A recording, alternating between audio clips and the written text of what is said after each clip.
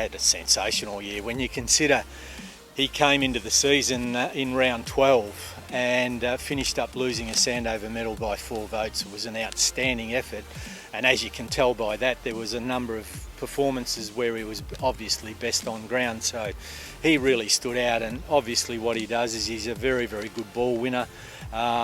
He really runs and carries the ball, so his metres gained would be outstanding. Unfortunately, we don't get that stat in the Wafl competition, but I would imagine AFL scouts would be really looking into that. And certainly with his run and his penetration and his skill is really eye-catching. He's obviously an eye-catching player, and we saw in the state combine this year he won the beep test and ran a 13.14, which was a really, really good effort. So I'm just a little astounded on why he never got opportunities, and he was at 2 great clubs in Hawthorn and Fremantle, and may have been the situation because those clubs were so strong. And I know when he was playing at East Fremantle more recently, I did have the opportunity to observe him when he was on Fremantle's list, and he was always impressive in those games. But unfortunately, maybe it's his body and he couldn't string enough games together, and again this year he's had a late start to the year, so that might be a factor that he needs to really focus on with his strength and conditioning and sports science people in areas that he needs to improve. But certainly out on the football field, he would be a player that you would be really, really keen to have on your list.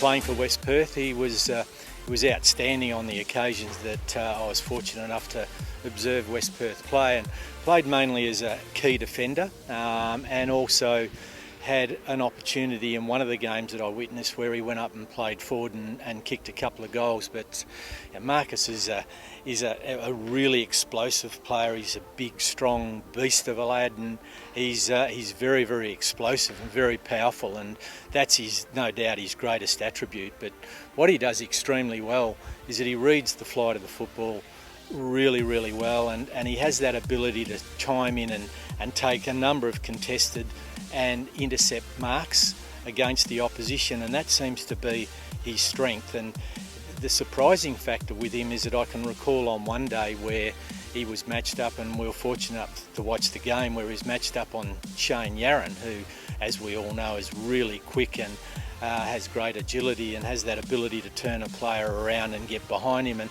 I thought right from the very start that it was a mismatch, and he did an absolute sensational job on him on that occasion. And probably what I underestimated, and even going back to his combine results, is that he's finished second in the speed test, and he's run a 2.9, which is really quick for a player of his size. The area that may be of concern at AFL level is that he really probably lacks just the size, or the height rather than the size. He's a really strongly built lad, as I've mentioned. There's probably more the size factor to play on the key position, on the monster forwards in the AFL. So you'd need to be looking at him to play more on the third tall, or even be able to hold down the old traditional half-back role where he's not picking up the bigger monster type players. Not that he couldn't cope with them on occasions, providing he played them correctly. He's certainly got the attributes to do that because he's physically strong, he's got a good vertical leap, and he can get up, and he could certainly nullify the bigger, stronger opponents depending on the way he played them.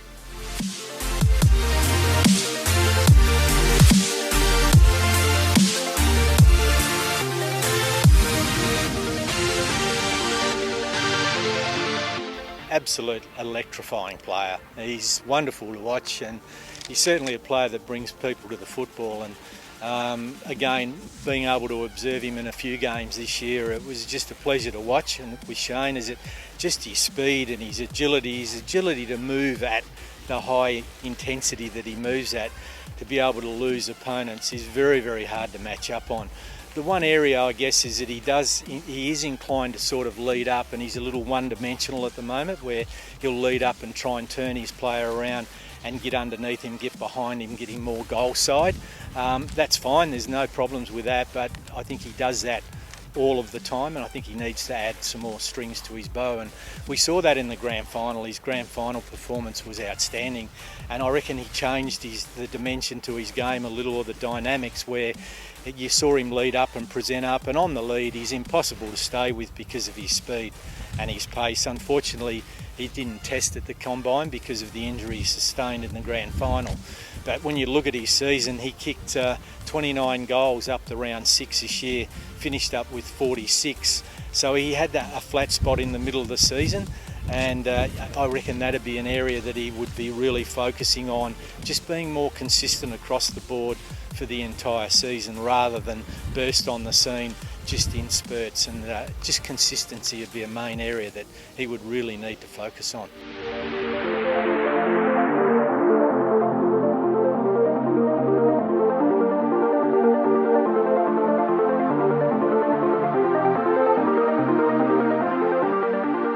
Must admit, very excited the first time I saw Shane McAdam play.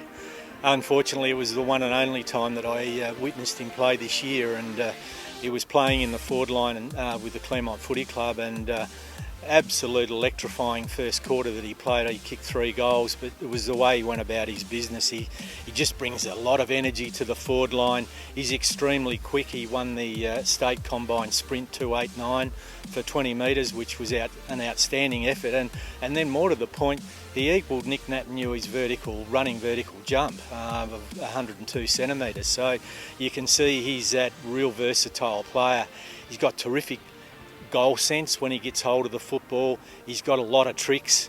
As I mentioned, he's quick and he's got great agility. So he's an extremely hard matchup. But what he also does so well is that he's a very, very good pressure forward. He chases hard, and he has that ability to catch players, run them down and tackle effectively. So he's a really, really dangerous prospect in the forward line. From what I witnessed this year is that I did notice that he missed a lot of games of football, so I'm not really sure about what his preparation, and maybe that's an area that he needs to probably improve on.